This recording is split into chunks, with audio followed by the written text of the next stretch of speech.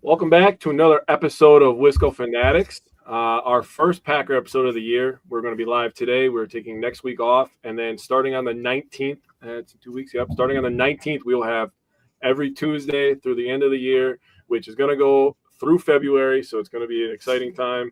Hope everybody can join us every week. But we got myself, Simon, Bryant. We're going to cover a few things today. President and front office. We're going to do additions and departures and some positional battles. So without further ado, we're going to play the intro and then we're going to get this thing rolling here. Welcome to another episode of the Wisco Fanatics Show, where we cover the Packers, Bucks, Brewers, and Badgers basketball and football teams from an optimistic and realistic perspective. Wisco Fanatics is brought to you by Cardboard Legacy, Wisconsin's most complete sports card shop. Buy, sell, grade, and consign all at their location in Oshkosh. So again, we like to extend another thank you to Cardboard Legacy for sponsoring us for another year, and congratulations for making it to their 3-year anniversary. If you're in the Fox Cities area and you're looking for a good card shop to go to, they're absolutely the best. Nick and Riley, they are quite literally the nicest people I think I've ever met in my entire life. And I feel like I'm a nice guy, but they make me feel like I'm not as nice as I think I am because they're just so nice. But first thing we're going to talk about is Packers president change. It's a big topic to talk about. So obviously, everybody can tell that Tyler's not here. He is on husband duty tonight. So he is doing what he needs to do to make sure that his house stays as good as it possibly can. So with that being said, that means I'm in charge. So things are about to get bumpy. So you better have your seatbelt on. I'm going to read Tyler's notes. So Tyler's notes on no, policy. you don't read well. Not as well as Tyler. He said, went to Notre Dame and Stanford. So he's smart. Been working in football since Tool. I don't know what that means. With Green Bay since 2012 with his law degree. Promoted to COO and general counsel in 2018. He was part of the group that brought the draft to Green Bay. Having been around the team since right after the last Super Bowl, I'm confident that he understands the value of what has been established. 100% agree with that. He goes on to talk about Mark Murphy. I've loved seeing him getting his farewell tour, including the draft and the shareholders meeting. Yeah, Mark, I've got some things to say about Mark Murphy. Last thing he said before I throw it over to Bryant, he said, I can understand policy wanting to get established in his role before extending Goot and Matt LaFleur, both of which I think will happen, but I think they'll want to make it kind of a special thing about them as policy's first big move. Actually, I don't hate that mindset. So, Bryant, what thoughts do you have on the president and front office change?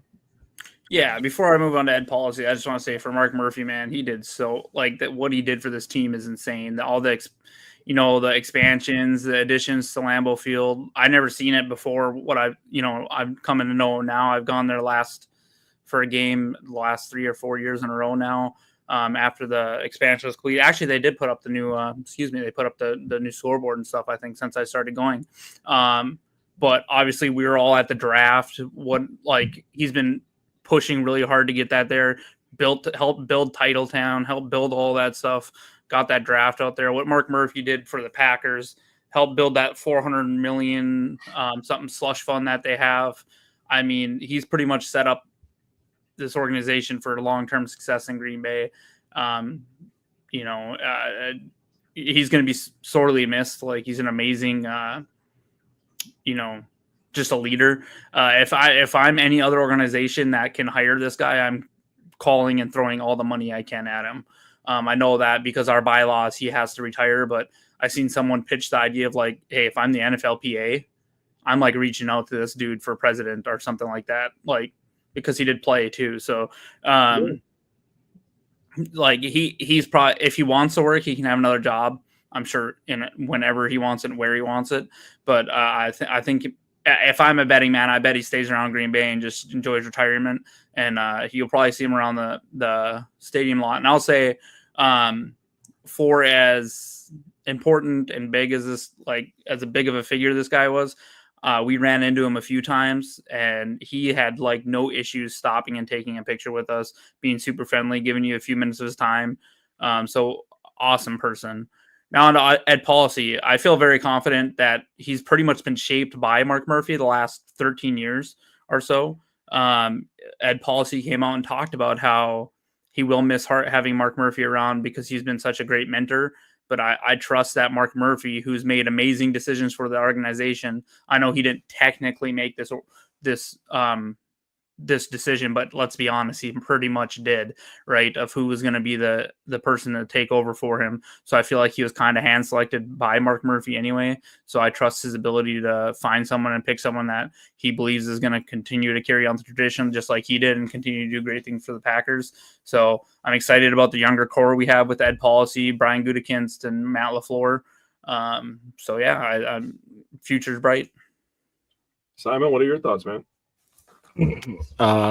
Yeah, it kind of just a lot of. I was gonna bring up Mark Murphy as well. Like everything that he's done for this organization has been for the best, and between him and Policy, Titletown, and what we know, Lambeau Field and the atrium and all that stuff is due to them and their decision making. So hats off to them. And like Brian said, we both met him like multiple times, and he seemed like he was just like he didn't have any issues with either one of us coming up to him and just like taking a quick picture with us and shaking hands. I mean, he's a busy dude, so you can't get too much of his time, but it's really cool that he's just like able to walk around Lambeau Field like no problem. And we just what was that? Where did we see him that one time? It was just we like in Atlanta. Actually, the first time we ran into him was in Atlanta. We were at a Packers pep rally, and we said hi to him, and then we're like, shoot, we should have grabbed a picture. So I didn't go. Simon chased him down, got a picture with him, and he was cool with it. You know what I mean? Like, so we ran into him at a Packers prep rally in 2000 at the NFC Championship game. Actually, no, that was earlier that season. We played earlier that season at that game. That same season. But we saw him outside like a concert that was like hosted by Lambeau Field as well, and it was cool. He's such a nice dude, and it's gonna be. I mean, the Packers are gonna miss him, but like Ed Policy, I don't know if you guys were in like the internet area when he came out and like they did his presser, and there was a couple things that came out, and like the first one, people really were like, oh yeah, like. Or when he was like, oh, like we haven't like made that decision to extend Matt LaFleur or something. And like, I'm with Jake on this one. It would take an absolutely disastrous season for him not to do it, in my opinion. Yeah. Goot and LaFleur have done a really good job. Obviously, we're still kind of like hoping they get over the hump or whatever, but they've done such a good job. And I think people kind of forget like that transition period between Aaron Rodgers and Devontae Adams to Jordan Love and like what it is now, like that's tough. Not everyone can do something like that. Yeah. I think the Packers have done a pretty good job with that. And the other thing was like he made a comment about like keeping the Packers in Green Bay, and everyone like freaked out over it. And it's just more or less because it's like they leased the land that they're on, and there hasn't been like a formal like agreement between the Packers organization and the city of Green Bay. Like it's going to happen. Yeah. I know that Green Bay, it sounds like the Green Bay City mayor is being kind of a little more difficult with it. I'm not going to get into the politics of that because I don't live in that area. So I don't want to pretend like I know, but that team's not going anywhere. Yeah. And then, like I can't see Matt LaFleur and Gutekunst going anywhere. But I feel like as the president, he has the right to see what happens this year. And, I agree. But, all the things that he echoed and talked about were the same things Mark Murphy talked about when he took over, 17 plus years ago or whatever it was. Mm-hmm. So, like, the organization's in good hands, in my opinion. I think we're going to continue seeing it head in the right direction. And I think because of the success of the NFL draft, it's going to happen in Green Bay again at some point. Yeah. Which I would absolutely go back and do it again. That was a blast. Especially since they're never going to have a Super Bowl here. I think having a draft here is a fair consolation prize. Also, before, that was Tyler's notes that said that. That was not my thoughts. But I'm glad you agree because Tyler's a pretty smart guy. My thoughts on the situation. First of all, I'm going to triple down on the Mark Murphy stuff. Super down-to-earth guy. For a guy in his position to just be able to stop. And, like, this is, like, it's such a Wisconsin thing, a Midwest thing to just be like, oh, hey, yeah, nice to meet you, and just shake your hand and like have a conversation with you and just be a guy, like he could just big time us. He could have just been like, no, not right now, I'm busy, like I got somewhere to be. But for him to stop and like, first of all, acknowledge you, shake your hand, look you in the eyes, and like, that was honestly probably the highlight of the draft for me. Other than Matthew Golden, that's a core memory. I'll never forget that day. That was amazing. Yeah. But Mark Murphy, great guy. The thing that people forget that he also was a part of a transition from Brett Favre to Aaron Rodgers. And I remember going to the first practice, because I used to go to practice all the times with my dad when I was younger. I remember going to the first practice after the Brett Favre to Aaron Rodgers transition. And there were people holding up signs saying, "Kill Mark, get Mark out of here." Like, people were freaking out because Brett Favre was like, he was the shit in Green Bay, in the state of Wisconsin. He could do no wrong. There's still people that view Brett Favre that way after everything that he's done over the last couple of years. Again, we're not going to get into politics, but it is what it is. And then he goes from the transition from three-time MVP to a 4-time MVP, and now going from a 4-time MVP to a kid that nobody thought should have been drafted in the first round, who's going to sit on the bench for 3 years, just like the 4-time MVP Aaron Rodgers did. And then look at our team now. We've been the youngest team now. This is the third consecutive year that we're going to be the youngest team in the NFL. They made the playoffs the last 2 years. Yeah, it's the third straight year. No, I said projected. Projected. You have to do all the cuts. Oh, yeah, you're right. My fault. It is projected to be the youngest roster. So for them to completely retool after having all pros, going to NFC Championship games, winning 13 games with Matt LaFleur when he first gets here. That's another thing I was going to bring up is all the coaching changes we've had to go through with Mike McCarthy into LaFleur and like having the success with that. Unbelievable stuff by Mark Murphy.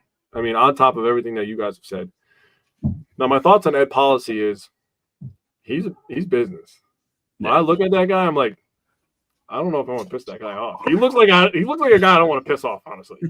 I was watching Family Night, and he's standing there, and I'm just like, damn, man, he's got like a kind of he looks cold, like he has a cold look to him. You know what I mean? Like it's intimidating a little bit. You know, he the way he carries himself. I mean, going to Notre Dame and Stanford is big time stuff. Those are hard schools to get into for regular people.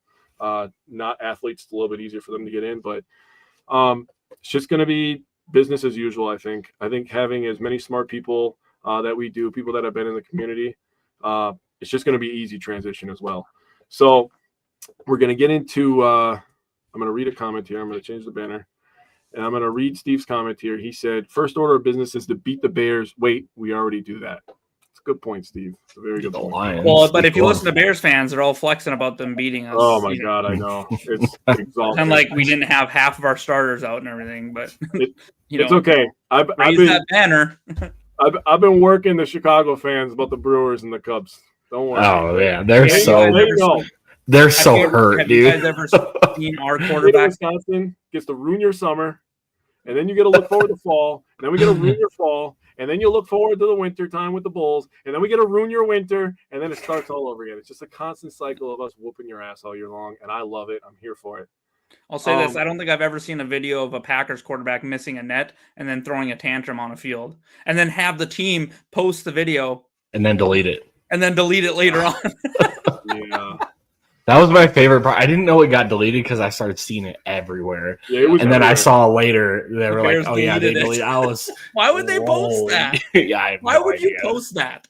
I have no idea. There's got to be there's one snake in the building, dude. Like, look at this bum. He wanted Jaden Daniels. Look at this dude. So next order of business, we're going to talk about the coaching staff, and the one guy that we really have to talk about is a new D-line coach, DeMarcus Covington. So since I went to Brian first in the last one, I'm going to go to Simon first on this one. What's your thoughts on DeMarcus Covington? I mean, I don't have a ton to say because at the end of the day, we just don't know yet. But it's obviously there was a change needed. Otherwise, they just wouldn't have done it. And I think our D-line has been underwhelming for what we are. In my perception, the talent we have on the D-line hasn't lived up to what they could be. And so a change is needed. Covington's obviously coveted. No, that wasn't good. Okay, sorry. Coveted by the Packers, and I mean, we'll see. At the end of the day, we'll see if we can turn on the D-line. I've read some good things from some of the players that are maybe unknown around the camp. LVN, who everyone kind of expect. I don't want to dive too far into this, but from all accounts that I've heard and seen, just obviously I'm not there, but on Packers Twitter sphere and stuff, is he's taking a step forward. And then you got Brinson and Stackhouse are, I see 1 or 2 plays a day from them. Yeah, Steve, I agree. So at the end of the day, we'll see. I change was needed. I think they did the right thing, and we'll see what happens. Yeah. What's your thoughts, Brian? Yeah. So for me, I think it says a lot, the fact that they didn't really add anything to the defensive line other than undrafted free agent and Brinson, who was a later pick, but they replaced the coach. So I feel like they kind of seen that the coach just was not getting a job. Now, Covington, he was with, the Patriots since 2017. And if you remember, they had some pretty damn good defensive fronts and good against the run and everything like that when he was their defensive line coach. And one of the defense coordinator, he was, as Simon said, coveted. A lot of people were looking at him for a head coaching position there for a while. So I think he can bring some, good fundamentals and all that to this defensive line. Sounds like they've moved LVN inside a little bit. They're kind of moving people around, so it's got me excited. There is one other big coaching change we need to talk about too, and that's Tom Clements is gone, and we've gone to Sean Mannion now. Thank you to Tom Clements coming back. Hopefully build the statue. In 15 years, when we decide to draft Love's replacement 3 years prior, maybe we can roll Clemens in on his deathbed, and you can quarterback whisper that person too. Not to be grim, but he's older or whatever. He came out of retirement for this, so. But we're definitely going to miss him. But hopefully he kind of taught Sean Mannion some things, and hopefully, Sean Mannion can get through to Love, work on the fundamentals. People will be talking about Love throwing off his back foot and throwing sidearm. Guess what? That's what makes him kind of special. He can make off-platform throws. I don't want him to completely get out of that game. Don't get me wrong. I want the quick little slants and all that to be in rhythm and on that back foot, fire the ball. And, but I like the fact that he can, drop back and throw off his back foot. And part of that, his ability, that's a big reason he doesn't take that many sacks, right? So only 22 sacks last year. Our offensive line was good, but he had he has a lot of credit for that too. So, but yeah, another big change with Sean Mannion, but obviously DeMarcus Covington is the biggest change, and I'm excited about that. Yeah, so obviously you guys mentioned that his first 8 seasons were with the Patriots. The first 7 were with Bill Belichick, where there was actually a piece wrote by Wes on Packers.com where he talks about working with Bill Belichick, and he said he was going to get a master's degree in football because this guy was a wide receiver in college. And they switched him to a football assistant, I believe, his first year out of college, and then he started working with the defensive line. With the Patriots, he was a coaching assistant in 2017, 2018. He was outside linebacker in 2019, outside linebacker coach in 2019, followed by a defensive line coach from 2020 to 2023. And then last season, he was a defensive coordinator for 1 year. So he's worked his way from the bottom to the top, and now he's trying to earn his keep again with the Packers. But the most interesting thing I think that I read is that this is his first time working with first rounders. He didn't have any first rounders in New England. Really? In the positions that he was coaching, he didn't have any first rounders. Which is we have a plethora of them. He talked about that a little bit in the piece that I shared with Tyler.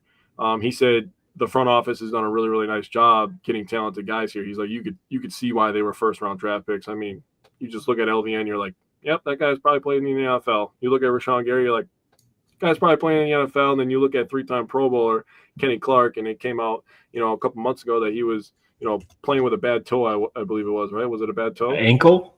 Oh, it was ankle. I knew it was something lower leg. But, if Kenny Clark can have a bounce back year, Wyatt can stay healthy. I mean, there's talent all over this roster. And for him, he's a guy, and this is what I get from just reading about him. He talks about, he's not just going to talk about stuff, he's going to go do it.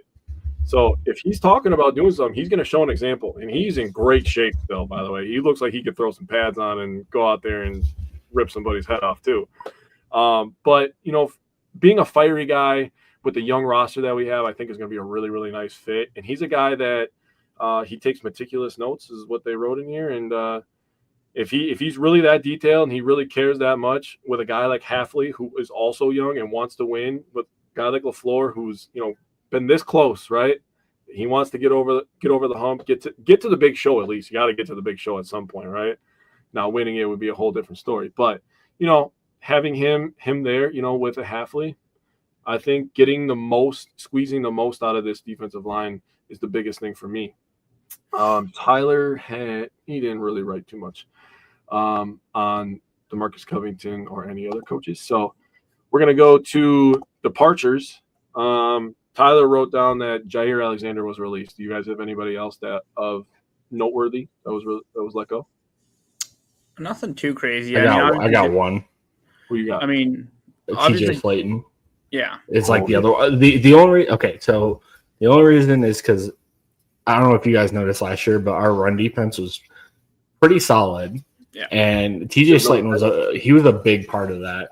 Yeah. He didn't offer too much as a pass rush, and I think that's why the Packers kind of were okay with letting him go in free agency. But he led all defensive tackles in run stop win rate last year. Yeah. So that's why I like that they went and got Nazir Stackhouse as a UDFA. I thought he was one of the better prospects left on the board after the draft was all said and done. So we'll see. And by all accounts, everything I've seen out of him in camp is like he started running with like the ones and the twos. So I think so far, I think he has a good shot to make this team. Oh yeah, I would put money right now. He'll be the UDFA that we keep after everything I've seen coming out of camp and stuff. The way he's playing, popping off the tape and all that. But Jai. So Simon talked about Slayton. That's a big one. But Jair, obviously, that's a big one. When healthy, great cornerback, right? But he's already missed time and had to have his knee drained in Baltimore. Yep. Now you could say, well, we just had Hobbs have to have knee surgery. You can't we're not going to do that, right? We're not. It's not. They're not related. Jair had missed something like 36 out of 64 games or something, more than half the last 4 years. So I understand why they moved on. Now, if he goes in Baltimore and has a great year and he stays healthy all year, great.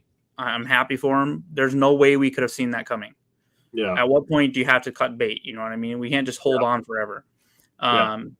So obviously big departure, but sounds like Keyshawn on the outside has looked good, and he played pretty good on the outside last year. Sounds like Hobbs looks good in the slot when healthy. Carrington Valentine continues to pick off passes, and we just brought Corey Ballantyne back, who is a very good depth piece for us.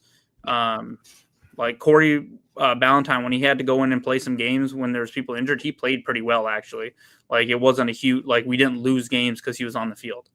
Mm-hmm. Jair is a, big loss, if you want to say that, but this was an 11-win team without Jair last year. Jair played something like 5 games. So, when you start talking about departures versus arrivals, I would say we definitely gained. We have a net gain this year. Yeah. The person I wrote down too, I should have thought of TJ Slayton. That's very, very good of you, Simon. I wrote down Jair Alexander. Not only, the player on the field, but maybe the guy in the locker room. He's an energy guy, high energy, positivity. That's something that, some teams struggle when they lose that, but the Packers are young enough and they're close enough that I think that they'll be okay. Cornerback's obviously going to be a position that people are watching the entire year. I think the D-line is going to take a big jump up this year. I think they're going to be a lot better, more consistent. Now, they did end up with 45 sacks last year, which was, I believe, it was top 10. I think it was 8. 7. Were they 8th? Okay. I knew they were top 10. I knew they were towards the bottom, too. But in terms of run defense, we were good on the run defense. So we were number 10 in run defense, I believe, right? Rashawn, I don't know actual stats. Rashawn Gary also took a huge step forward in run defense last year. He looked good. Yeah, I think people focus too much on the sack word, and they don't think about run defense, setting the edge, all that other good fun football stuff that you have to think about when considering top edges in the league. Zach said Valentine was very underrated and good. I think Valentine is a good player. For the sack numbers, real quick, I think the issue that people will run into is a lot of it. Our defensive line needs to produce more of those. Like Edrin Cooper had a good amount of sacks last year. Quay Walker had a few sacks. Keyshawn Nixon had like 3 sacks from the slot. Like the safeties and stuff had a few sacks. Had one too. Yeah. So we need that more to come from. We need a 10 sack season guy. I honestly think Edge Cooper could do that this year. That's a bold take right there from me. That'd be wild. But because I don't think that's not the way they want to play him. They can and they would. Yeah, they want to try to rush for it. So depending on how things go, because I think that's one thing Jeff Hafley did really well last year. Not to get too off topic, is like he adjusted the game plan to allow the defense to create more pressure by using simulated pressure from other positions. Mm-hmm. So that'd be wild if he got 10 sacks. I would be ecstatic, but I don't think that's the way they want to play him. Yeah, and I agree with you. But that's where we need Rashawn Gary and our LVN to step up, and one of these dudes to put up Gary's getting paid like a top guy. We need this guy to have I know he gets a lot of pressure and stuff, but you got to get home like 14 sacks or something this year. Like we need something like that from one of these guys to really kind of take I feel like we need something like that to take this defense to the next level. Yeah. Real quick before we go on, I want to go back to Wes. He said, I don't think we gave up a 100-yard receiver. We did. It was in week 1 against Justin Jefferson cooked us too. No. But he had like 90 some yards. AJ Brown had 119. Oh yeah, he broke that big 70-yarder. Yeah, he had that huge 70-yarder. I was trying to think back because I knew that it didn't happen a lot. But great, now I'm seeing that play in my head. So now I feel better about getting rid of Jair. So thank you for that. In terms of keeper, Tyler wrote down Isaiah McDuffie. It's a good keeper. He came pretty cheap. Guy makes tackles. He's not great in coverage, but if you put him in the role as a Sam linebacker, strong side, where he can just defend the run, perfectly fine with that. I feel like he was a lot better once Edgar Cooper got established in the middle as well. McManus, obviously a great signing. Heard nothing but great things out of camp. He's been money McManus. Telfort, John Fitzpatrick, backup tight end, and we already talked about draft picks in May.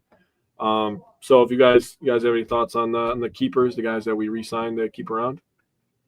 No, not really. For Isaiah McDuffie, I know this is not talking about keepers, but it sounds like bringing in Isaiah Simmons and Tyron Hopper are really starting to kind of play well. So I think Isaiah McDuffie, we could see him relegated to more of a backup role, which he's fine. He's okay in the role he's in, but we definitely if Isaiah Simmons or Tyron Hopper can take that step and up, either of those two start taking more snaps than Isaiah McDuffie, we're going to have a whole lot of speed on the field because Tyron Hopper's quick. Isaiah Simmons is obviously quick. And then Edge Coop and then Quay Walker are all very fast players. So, it could be really fun to watch go sideline to sideline. Yeah. Jefferson did have 2 really good games with us. He didn't have over 100 yards in either of them, though. Yeah. He had 92 and 85. And then the Vikings just had a wide receiver suspended for 3 games. Yeah. For what was the official term for it? Something wet or I don't know. They downgraded it from a DUI to wet something. And I was like, what is that? Yeah, wet driving or something. Yeah, I was like, what are you talking about? That's not real. All right, whatever. Yeah.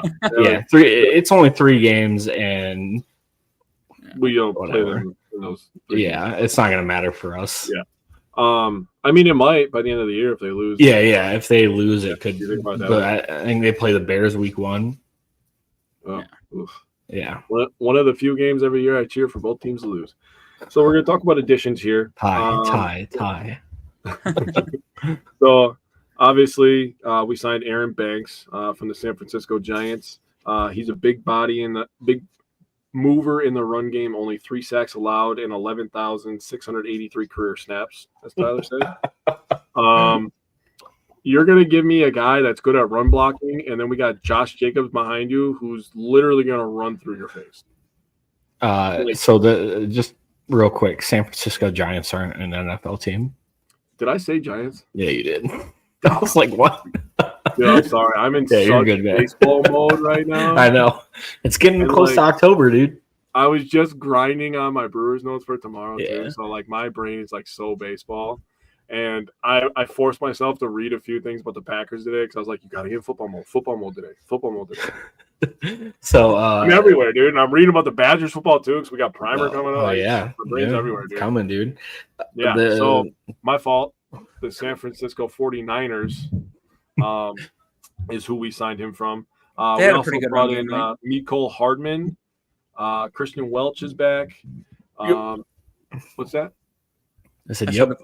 Yeah, and then we brought in Isaiah Simmons as well as previously stated, and Nate Hobbs. So, I mean, the additions that this team made, I mean, fantastic in my opinion. Brian, I'll give you the floor. Go ahead and give me your thoughts on some of the additions we made. Yeah, I talked about Nate Hobbs a little bit, talking about him playing in the slot outside. I think he adds some versatility. It'll be interesting to see where they really play him. What have they been doing in camp? Has it pretty much been Nate Hobbs and Keyshawn outside, or has it been Valentine and Keyshawn? Yeah, it's been they've been kind of mixing up, but I saw a lot of Hobbs on the outside. Yeah, and then like Bullard in the slot. Yeah. Yep. So hopefully, I know Hobbs brings an attitude. He's physical. Obviously, it sounds like Matt LaFleur didn't seem too happy about his injury because he's like, yeah, it was from contact on a play. And I don't know if he's referring to the couple of plays that Hobbs kind of got in trouble for at camp. But it's an unfortunate injury. But I'm excited about him. And then you talked about the dancing bear from San Francisco. I know he's had a little bit of a back issue going on. Hopefully that gets all figured out. He seemed fine the last couple of days.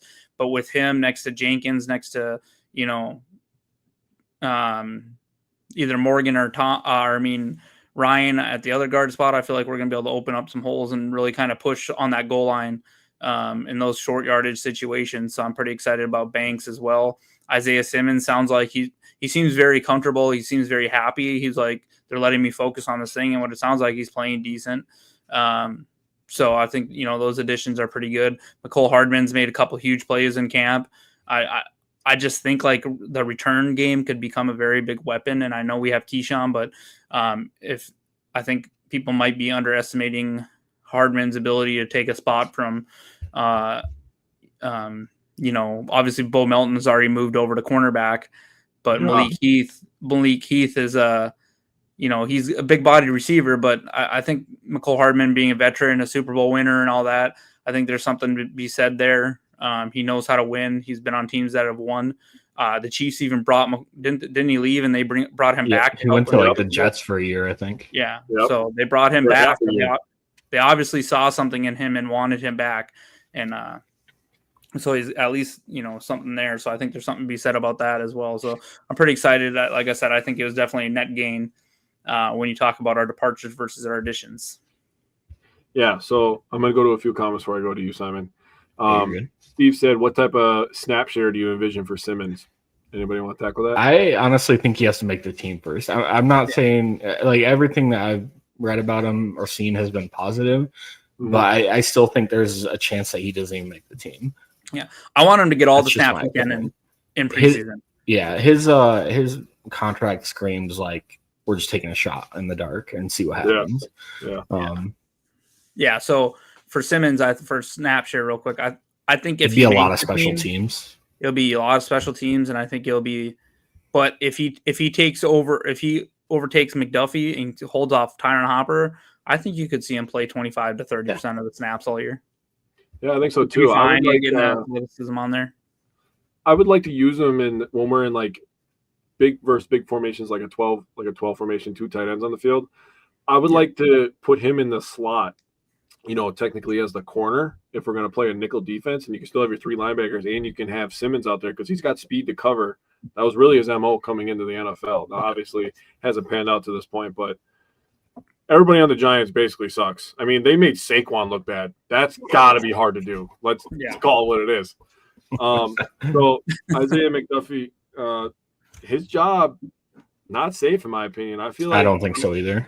I'm a big Isaiah Simmons guy, to be completely honest. So I'm hoping that he can. Don't worry, Zach. I got the score up on my phone. So I'm paying attention.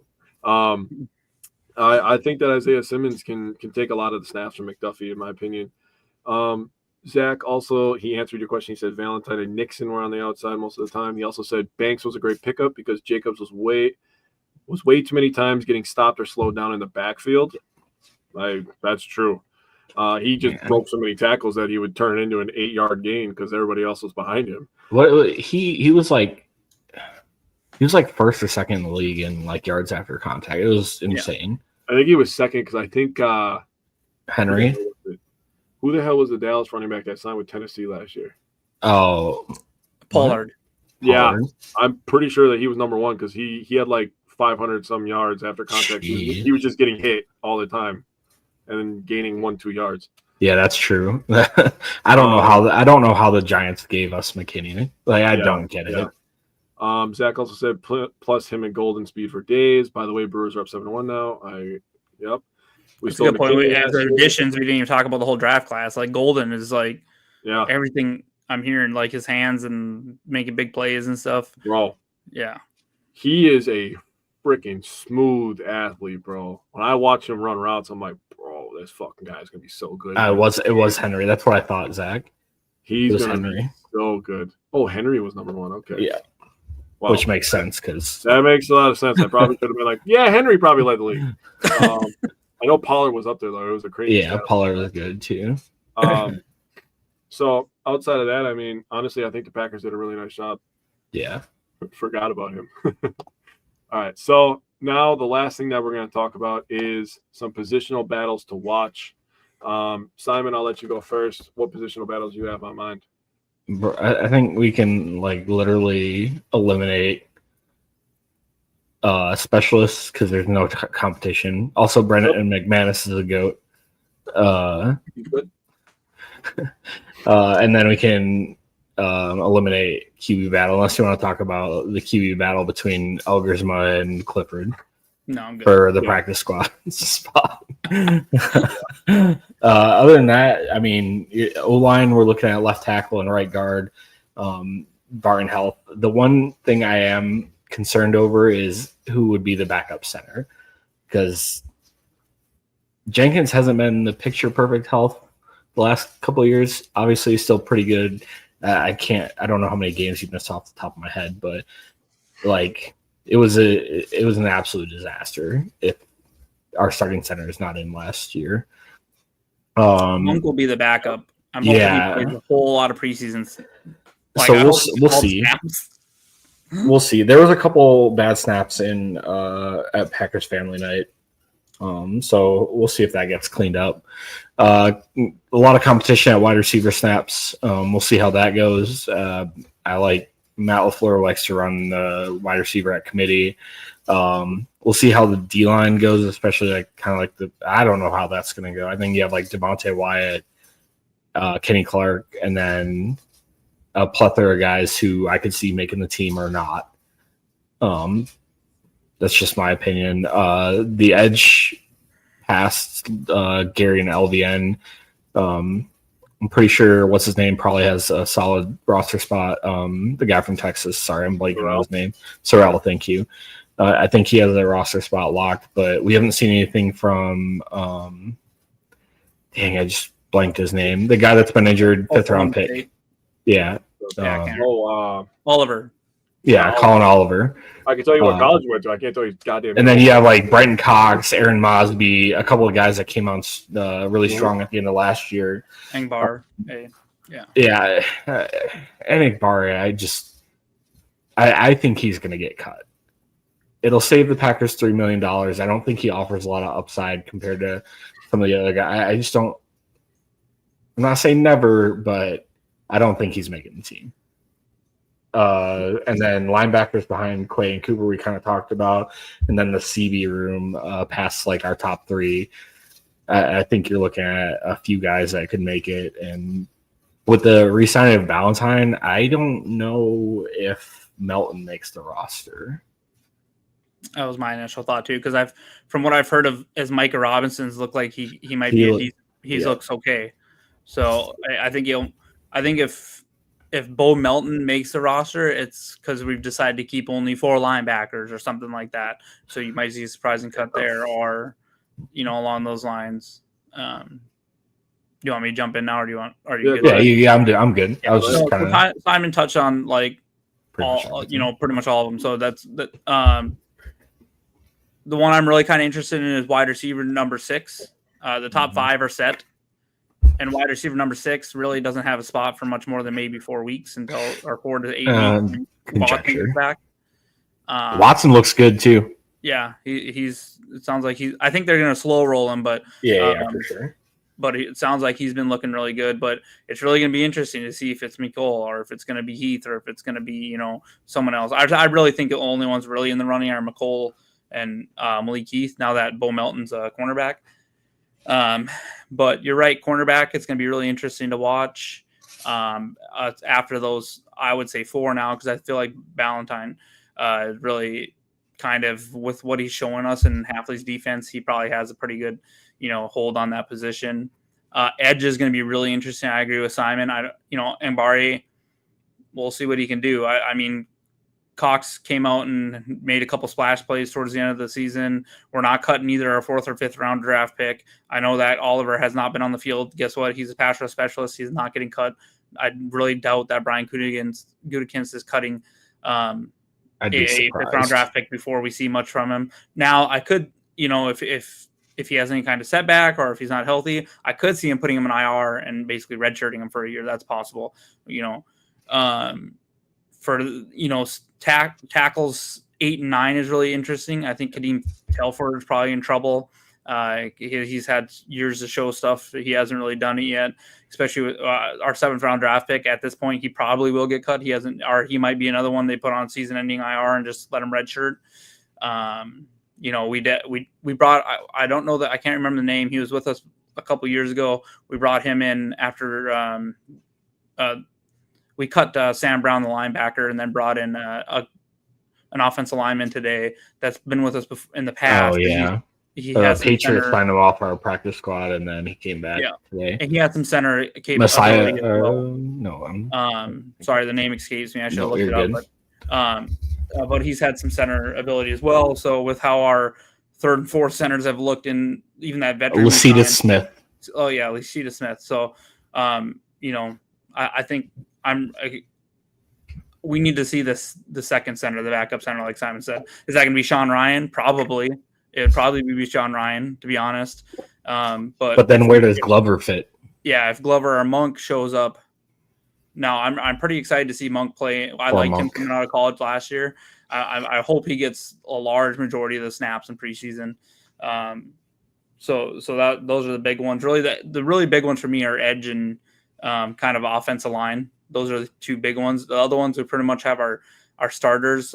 Safeties like Bullard. I feel like he's barely holding on to that slot because if Valentine keeps showing what he's doing, Nixon and then Hobbs, nothing's really stopping them from pushing Hobbs into the slot and keeping Nixon and Valentine on the outside. So Bullard probably needs to play a lot in preseason and make sure he shows something as well. So, but I would say my main ones would be kind of how they're gonna shuffle the cornerbacks around. I would say offensive line, and then I would say the edge room. Also, last one, sorry.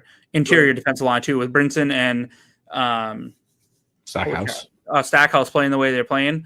Honestly, I wouldn't be completely shocked if we seen Carl Brooks and Wooden get cut from this team at this point with the way they're playing. Wooden, I could see for sure. Yeah, I don't have him on my roster. No, Carl Brooks is staying on the roster. He's one I could see getting cut. Yeah. He was one of the few bright spots in the interior last year. When Wyatt was down, he was one of the few. We'll see. He needs to show up a little bit in preseason. I haven't heard his name all camp again. It's still early. For me, I'm just gonna piggyback off your comments on Bullard. I think Bullard is safe because he's such a good tackler in the open field. Oh yeah, he's not going. He's not getting cut. I think his playing time is safe because he tackles in the open field. Honest to God. Possible. Whereas we saw what happened in the playoffs with Valentine. What happened with Valentine when he was trying to tackle Goddard? It's a pretty bad look. Yeah, got his head dribbled off the ground. You can't try to tackle high on a guy that outweighs you by 70 pounds. It's not going to work out good for you. Tyler wrote down, I'll just read what Tyler wrote real quick.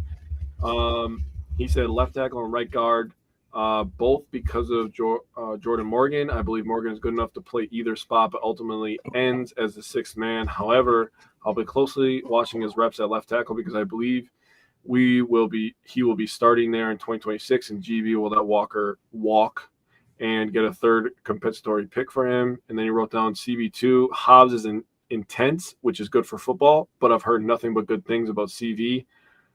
I think I'm about to love Nate Hobbs, everything I'm reading about him, dude. He's going to become one of my favorite players just because he'll hit you and then he'll let you know about it. So you're getting hit twice. Those are my favorite type of players, dude. So I like both those choices. I think Jordan Morgan, this is a big year for Jordan Morgan. He's going to really have to show his value as a first rounder. Now, you kind of give him the okay last year because of how Walker looked. Walker looked fantastic, in my opinion, for a guy that got drafted where he got drafted. But he's going to demand way too much money that the Packers are not going to be able to pay him. We got way too many decisions at skill positions. I think Tyler's spot on with that. Is like now if Jordan Morgan doesn't show us, we might have to figure something out with Walker, because I will say there's a couple reps I watched, and I will say there was one left tackle rep that Jordan Morgan got completely blown up and just shoved back into the quarterback. Like pretty bad on family night. I know it's just family night. I don't know what they're running and all that, but but I kind of agree that this is Walker's job to lose. And I agree with that. And I want that to happen because I would like to get a third round compensatory pick. Right. You know what I mean? Like for me, it's like, okay, let Morgan play right tackle or right guard for 1 year and then figure it out from there. Yeah. Let him and Belton fight for it next year. Yeah, I like what Zach said. Anthony Belton could be our starting left tackle. I agree with that. And he's another mammoth of a man. Our offensive line could be freaking massive next year if he becomes our starting left tackle. That is humongous. And then we didn't even talk about Tyler wrote down in his notes, but we didn't even talk about Zach Tom getting extended, one of the best right tackles in all of football. So I mean, that's a great move. I don't know. I sent you guys the contract details. Dude, the Packers are so good at giving out contracts, dude, to players. They don't miss, bro. It's insane. Walker's gonna be like, I need some more money. I feel like I got some. He can go get it somewhere else, probably. Yeah, he can go get it somewhere else. He will, and that's fine. Unless he wants to take a little bit more of a team-friendly deal with Green Bay. The Packers are planning for a future without him, which is what we do and why we have success. For me, the biggest battle has got to be a wide receiver, dude.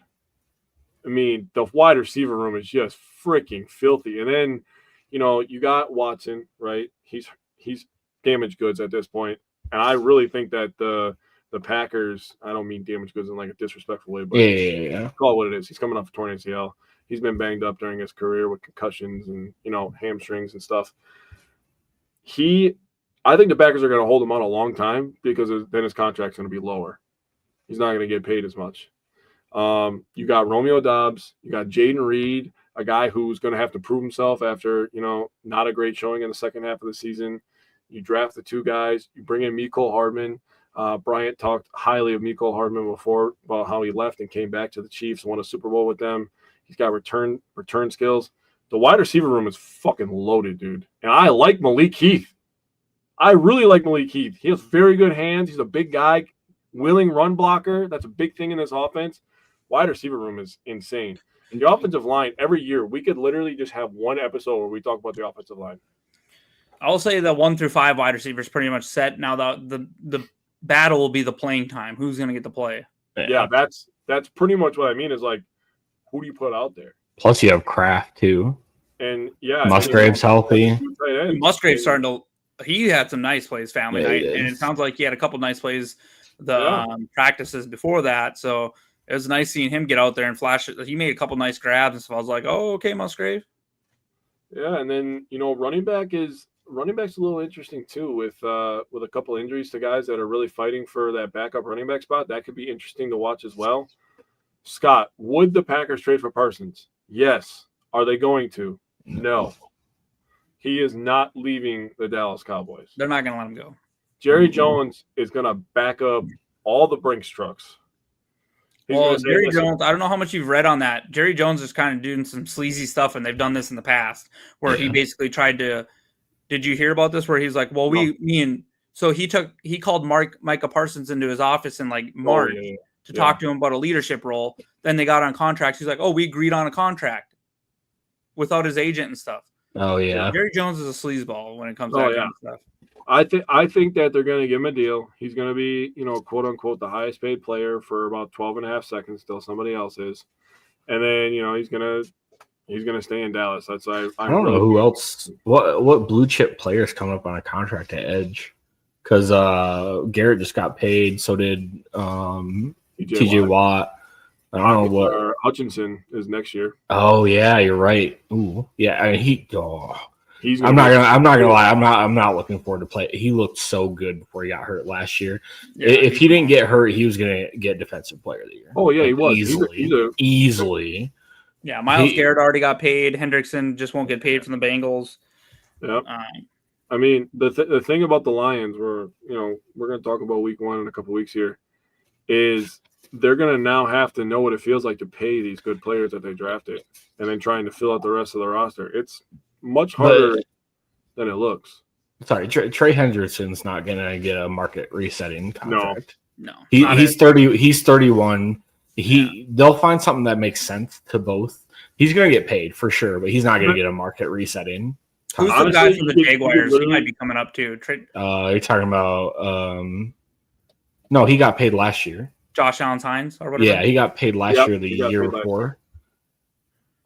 Well, they also have Javon Walker, but they just drafted him, so yeah. I mean, a guy that I think could be interesting to watch, talking about edge rushers, and we were talking about the 49ers before. I think Nick Bosa could be interesting if they have another bad year out there. Could be a guy that, he would demand so much trade value for one. Yeah. And if you're the 49ers, you have to get talent. And you have to reset at some point, and you're going to get a lot of draft picks. Crosby got paid this year, right? I think he got a contract earlier this season. Yeah. Yeah. I mean, wow. If you're talking out west, Nick Bonita from the Broncos, he's going to get paid a lot of money. Dude, that Broncos defense is going to be nasty. Oh, dude, they're going to be so good, dude. We play the Broncos this year, don't we? Yeah, we do. We play in Mile High, I think.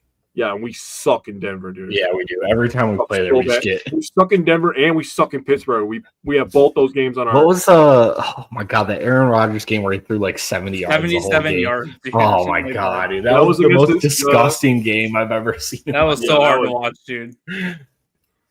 Literally the only game I remember the Packers winning in my lifetime in Denver is the one on Monday Night Football where Brett Favre threw the game winner first play. Craig Jennings on the first play of the game. Unbelievable! Mike Tirico was fucking goated on that call, by the way. Yeah. So I guess as we're kind of just rambling now about Packers. We have a couple more episodes coming up. Also, don't forget to join Tyler and myself tomorrow. Talk the last week of baseball with the Brewers. I got some good jokes written down about the Chicago Cubs, so it's going to be a really, really good episode. And, unless you guys have anything else, I think we're good to go here, huh? Packers play on Saturday, preseason game. They do play on Saturday. Also, we need a couple more. That's on NFL Network, too. Oh, is it? Yeah. Hell yeah. Yep. So we got one more comment. I'll read one more comment.